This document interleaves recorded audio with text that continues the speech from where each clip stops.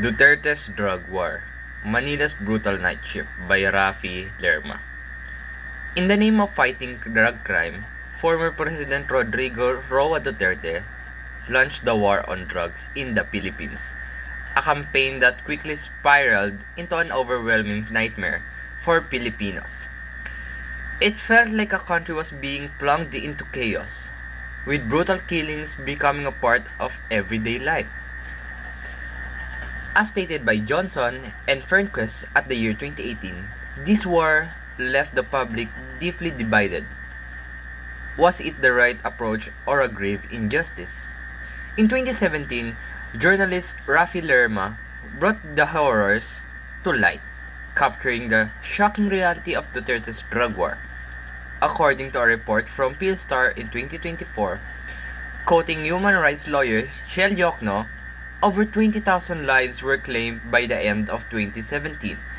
And even though Duterte is no longer in power, the effects of this war still resonate with us today, forcing us to confront our views on justice, humanity, and life.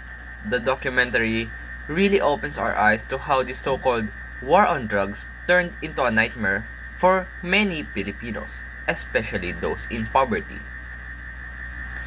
In relations to the three rhetoric values by Aristotle, when it comes to ethos, Rafi Lerma stands out as someone who has bravely documented the brutal realities of drug war.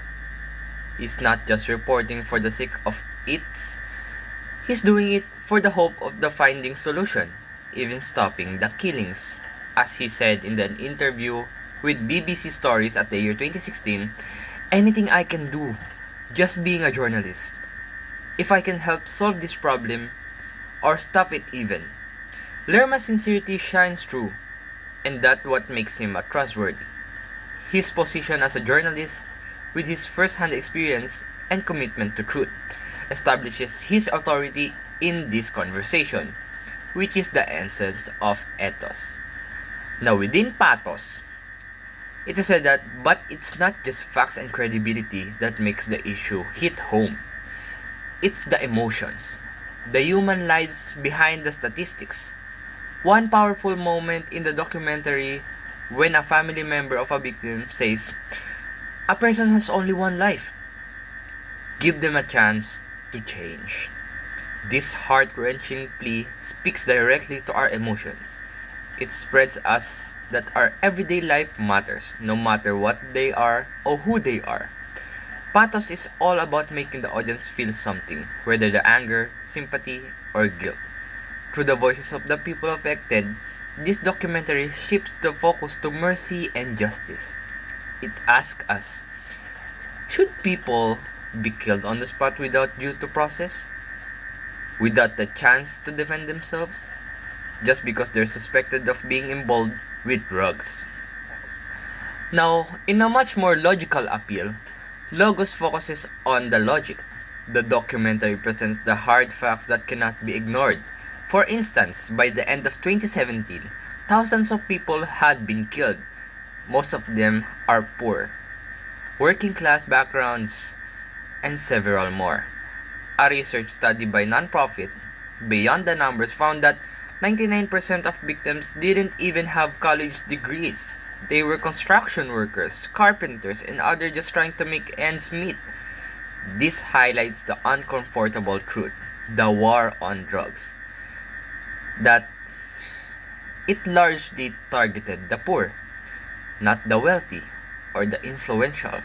It's a war on the poor, not a fair and balanced approach to justice, as stated by Luna 2021. This is where Logos comes in. It talks about facts, asking tough questions, and realizing that the system is unfairly punishing the most vulnerable people in the society.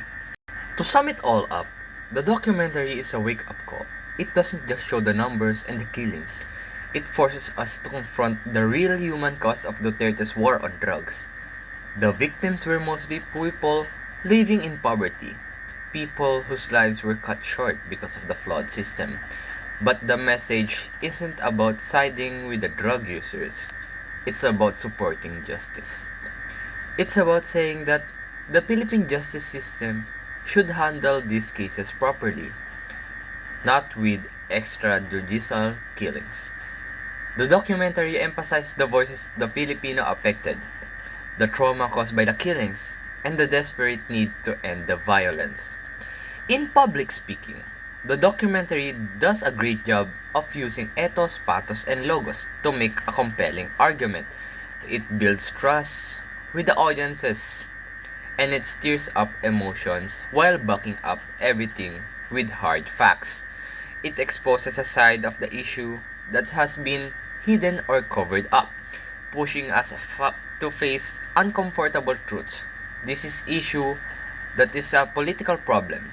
It's a human one, and we can't just ignore it. If we continue to turn blind eye, we're enabling the abuse and violation of basic human rights. To conclude, Rafi Lerma is not just reporting the facts. He's on a mission to end the abuse of power and to stop the killings. Through his work and voice, he's giving people who are voiceless. He's fighting for justice. He uses public speaking and journalism as a tool to inform and inspire action. His goal is clear: to shine a light on what's have been happening and to remind us all that justice should be for everyone, not just the powerful.